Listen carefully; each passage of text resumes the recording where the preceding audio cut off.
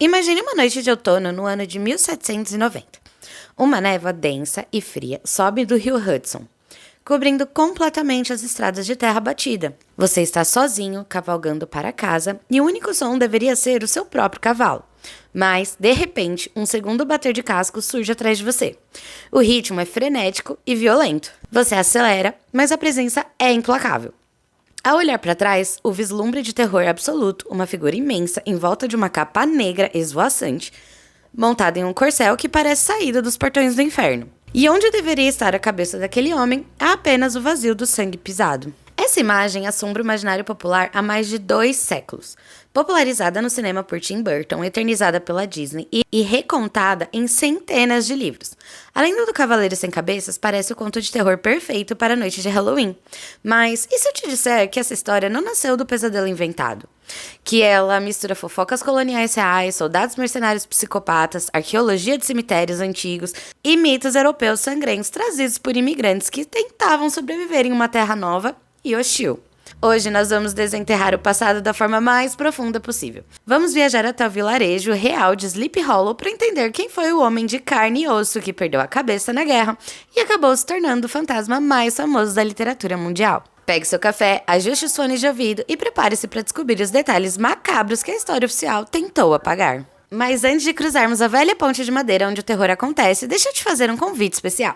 Se você ama descobrir os segredos mais sombrios do passado, as curiosidades que os livros da escola escondem, aquela fofoca histórica deliciosa que reconstrói o mundo, você acabou de encontrar o seu lugar. Sejam muito bem-vindos à História com Fofoca. Eu sou a Lari, eu sou sua anfitriã nessa jornada pelo tempo. Para você não perder nenhum dos nossos episódios cheios de mistério, clica no botão de se inscrever. E clique agora mesmo, tá? Ativa o sininho de notificações e assim ele vai te avisar em primeira mão sempre que um novo segredo for revelado por aqui. E o que não falta é segredo revelado. E vamos fazer um trato para vencer o algoritmo do YouTube juntos. Já deixa o seu like instalado no vídeo agora mesmo, porque se deixar pro final você vai esquecer. Aproveita e me conta aqui nos comentários. Se você encontrasse o cavaleiro numa estrada escura, você correria ou tentaria conversar com o fantasma? Eu correria, né? Eu não ia correr sem parar, ia ser a Forrest Gump de 1790. E eu quero que todo mundo comente aqui, porque eu quero ver quem é que tem coragem. Agora respira fundo, acalme o coração, porque a nossa viagem vai começar. Logo depois da vinheta.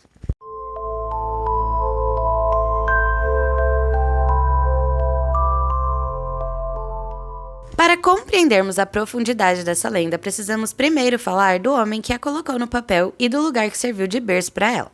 Em 1820, o escritor norte-americano Washington Irving publicou, enquanto morava na Inglaterra, uma coletânea de contos. Entre elas estava The Legend of Sleepy Hollow. Uma coisa que muita gente não sabe é que Irving não inventou o vilarejo. Sleepy Hollow existe de verdade, fica no estado de Nova York e na época era uma comunidade isolada de colonos de origem holandesas. O lugar era conhecido por sua geografia peculiar. Era um vale cercado por colinas altas que barravam o vento, criando uma atmosfera de calmaria estranha, quase hipnótica. Daí o nome Sleepy Hollow, que significa gruta adormecida. Washington Irving passou sua juventude ali por um motivo bem sombrio.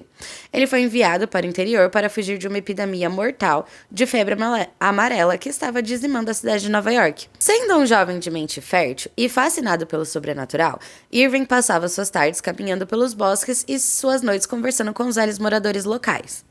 Aquela comunidade holandesa era extremamente fechada e profundamente supersticiosa. Eles acreditavam que o vale havia sido amaldiçoado nos tempos antigos, ou por um médico bruxo de uma tribo nativa, ou por um antigo chefe pirata holandês. Um dos dois. Os moradores afirmavam categoricamente que o ar daquele lugar fazia as pessoas terem alucinações, sonhos vívidos e uma facilidade assustadora para enxergar fantasmas. Irving absorveu cada uma dessas fofocas de vilarejo e as usou como base para o seu livro. Aquela coletânea. Bom, no conto original, o Washington escreve que o Cavaleiro Sem Cabeça é o fantasma de um soldado hessiano. E aqui nós entramos na parte mais sick e assustadora dessa história. Porque assim, quem eram esses homens e por que eles causavam tanto pavor na população? Então vamos voltar. Durante a Guerra da Independência dos Estados Unidos, lá atrás, os colonos americanos decidiram se rebelar contra o Império Britânico. O rei Jorge III da Inglaterra, vendo que as suas próprias tropas não estavam dando conta de esmagar a rebelião, tomou uma medida meio extrema. Ele usou a imensa fortuna para contratar exércitos mercenários estrangeiros. Ele foi até a Alemanha e contratou cerca de uns 30 mil soldados profissionais, vindo principalmente de uma região que chama Hesse-Kassel. Esses alemães ficaram conhecidos na América como Hessians, ou Hessians, não sei como pronuncia, eu acho que é Hessians. Enfim, os Hessians não eram soldados comuns, eles eram o equivalente às forças de elite da época. Treinados desde a infância sob uma disciplina prussiana brutal, eles eram máquinas de guerra. Eles tinham a fama de não fazer prisioneiros e de usar a baioneta, que é aquela faca acoplada na ponta do fuzil, sabe? Com uma crueldade sem precedentes. E para piorar o terror psicológico, os Hessians usavam bigodes grossos, algo que era incomum para os americanos da época. Os americanos, eles tinham o rosto mais lisinho, assim, sem nenhuma barba, nenhum bigode. Eles também usavam os uniformes verdes ou azuis escuros, impecáveis, e aqueles chapéus gigantescos de latão polido. Visualmente, eles pareciam gigantes impiedosos no campo de batalha. As mães coloniais usavam o nome dos Hessians para assustar seus filhos, dizendo, tipo, olha, come tudo, senão o Hessen vai vir te pegar. É o equivalente do nosso homem do saco. Portanto, quando o Irving escolheu um Hessen para ser o monstro sem cabeça, ele estava tocando na ferida de um trauma que aconteceu de verdade e era algo um pouco recente para o povo americano. Mas assim, vamos para a fofoca histórica definitiva. Houve realmente um soldado decapitado? A resposta é que sim. Houve mesmo. Houve sim um soldado decapitado. E os registros militares, eles provam isso, então a gente tem documentado. Em 28 de outubro de 1776, ocorreu a Batalha dos White Plains. É um confronto sangrento localizado a pouquíssimos quilômetros de Sleepy Hollow. O exército americano, liderado por George Washington, tentava conter... o que acontece? O George Washington tentava conter o avanço britânico e os Hessian. Durante um ataque, a cavalaria pesada alemã, a artilharia dos rebeldes americanos, disparou uma saraivada de canhões para conter a investida. Existe um diário de guerra real escrito por um grande oficial americano chamado Major General William Hitch. William Hitch. No seu registro daquele dia, o Hitch descreve uma cena grotesca que chocou até os exércitos mais veteranos. Ele relata textualmente que uma bala de canhão de ferro maciço atingiu em cheio um cavaleiro Hessian que liderava a investida. O impacto foi tão preciso e violento que arrancou a cabeça do soldado instantaneamente do pescoço, jogando seu capacete de latão a metros de distância, enquanto o corpo decapitado permaneceu montado no cavalo por alguns segundos antes de desabar no chão lamacento. Então imagina essa cena, né? Enfim, logo após a retirada das tropas, os fazendeiros locais holandeses de Sleepy Hollow foram até os campos de batalha para limpar os destroços e enterrar os mortos da batalha. Eles encontraram o cadáver daquele soldado alemão desconhecido. Por compaixão cristã, mas também por um medo profundo de que a alma daquele guerreiro ficasse presa naquelas terras, eles levaram o corpo até um cemitério, que é o cemitério da velha igreja holandesa de Sleepy Hollow. E eles pegaram esse corpo, levaram até lá e enterraram em uma cova sem lápide, nos fundos de um terreno. Bom, a fofoca que começou a circular nas tavernas locais nos anos seguintes era macabra. Por quê? Como aquele mercenário havia sido enterrado, sem honras, em solo inimigo, longe da sua amada Alemanha, longe da sua terra natal. E o pior de tudo, sem a sua cabeça, a alma dele estava condenada.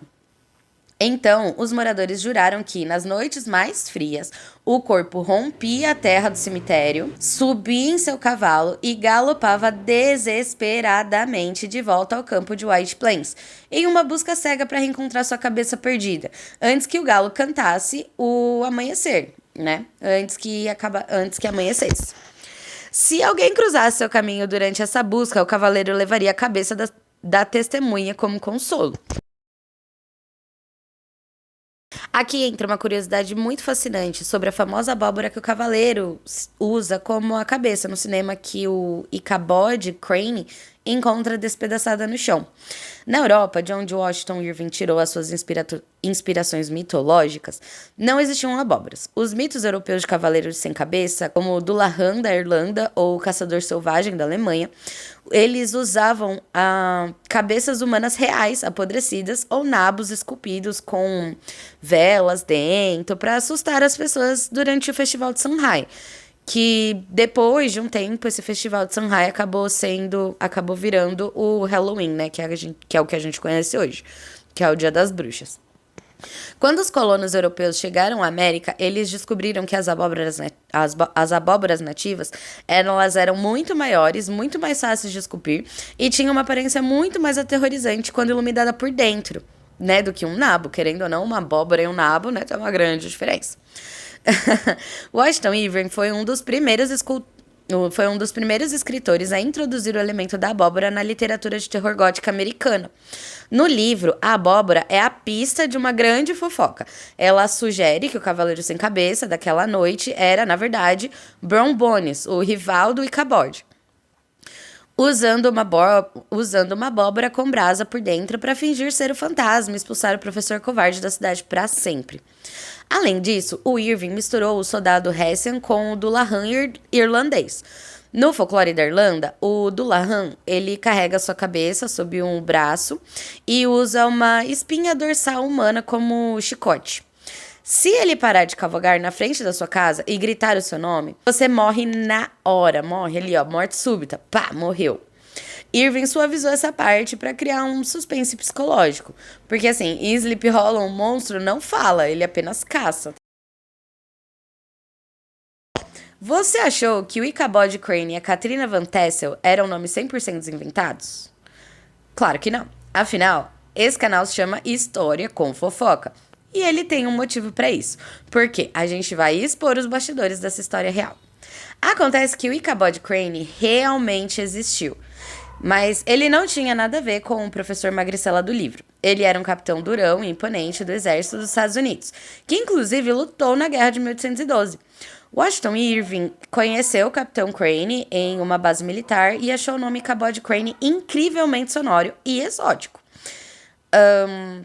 O capitão real passou o resto da sua vida profundamente irritado e processando o autor mentalmente, porque todo mundo que lia o livro achava que ele era o professor covarde que morria de medo da assombração. O visual e a personalidade do professor foram roubados por Irving de um amigo próximo chamado Jesse Merrin, que realmente era um mestre-escola magro e narigudo em um vilarejo vizinho. E assim, a família Van Tassel era uma das dinastias holandesas mais ricas e reais de Sleepy Hollow. Elas realmente existiram. A personagem foi diretamente inspirada em Eleanor Van Tassel Brush. Irving costumava frequentar as festas na enorme fazenda dos Van Tassel, e ficava fascinado com a riqueza e a comida farta da propriedade. E se você for a Sleepy Hollow hoje, você pode caminhar pelo cemitério histórico e visitar o túmulo real da família Van Tassel. Eles estão enterrados a poucos metros de distância da suposta, né, entre aspas, suposta cova do soldado Hessian, né, do suposto soldado. A realidade e a ficção dividem o mesmo espaço de terra. Isso é muito legal. E, assim, a maior prova do poder dessa lenda está no que aconteceu com a própria geografia americana. Originalmente, o vilarejo real chamava-se North Tarrytown. Durante mais de um século, a cidade viveu orgulhosa de sua história, mas o sucesso do conto do Washington foi tão avassalador que o turismo literário engoliu o lugar. No final do século XX, em 1996, os moradores locais fizeram uma votação oficial e decidiram mudar legalmente o nome da cidade para Sleepy Hollow, justamente por causa do livro. Hoje, o vilarejo vive e respira a lenda. Os carros de polícia da cidade têm a silhueta dos cavalos sem cabeça, estampado nas portas. Os times de futebol da escola são chamados de The Horsemen, que no caso seriam os cavaleiros. A velha ponte de madeira original, onde Ichabod Crane enfrentou um monstro, já não existe mais. Teria sido substituída por uma ponte moderna de concreto, mas a velha igreja holandesa de 1685 continua intacta, de pé, resistindo ao tempo. E todas as noites de outubro, milhares de turistas caminham por ali com lanternas, olhando para trás a cada barulho nas árvores, provando que o medo gótico criado por Irving ainda está muito vivo. Bom, no fim das contas, a lenda do Cavaleiro Sem Cabeça é uma colagem brilhante da nossa própria história. Ela pegou a violência real e traumática da Guerra da Independência, misturou os pavores mitológicos que os imigrantes trouxeram do Velho Mundo e temperou com as fofocas, amores e rivalidade de uma comunidade que tentava explicar o desconhecido através do sobrenatural. Seja ele o espírito de um guerreiro Hessian chamado por vingança em uma terra estranha, ou um demônio celta colhendo almas na escuridão, ou apenas um rapaz ciumento pregando a peça como abóbora, o Cavaleiro Sem Cabeça continua galopando pela nossa imaginação. Ele nos lembra que as melhores fofocas do passado são aquelas que cruzam séculos e se transformam em mitos eternos. Bom, mas e você? De todos esses detalhes históricos, no que prefere acreditar? O cavaleiro era um fantasma real ou Bron Bones foi o maior mestre do disfarce da história colonial? Se você gostou desse mergulho profundo e cheio de curiosidade, não esquece de deixar o seu comentário e compartilhar esse vídeo com aquele amigo que ama uma fofoca histórica de respeito. Inclusive, pode mandar também para aquele amigo que adora os livros do Icabod. Eles são, assim, famosíssimos até hoje. Se você entrar lá na Amazon, eles estão em alta até hoje. Eu agradeço demais pela sua audiência e pela sua companhia até aqui. Meu nome é Larissa, a gente é o canal História com Fofoca e a gente se vê no próximo Mistério do Passado. Até lá! Tchau, tchau!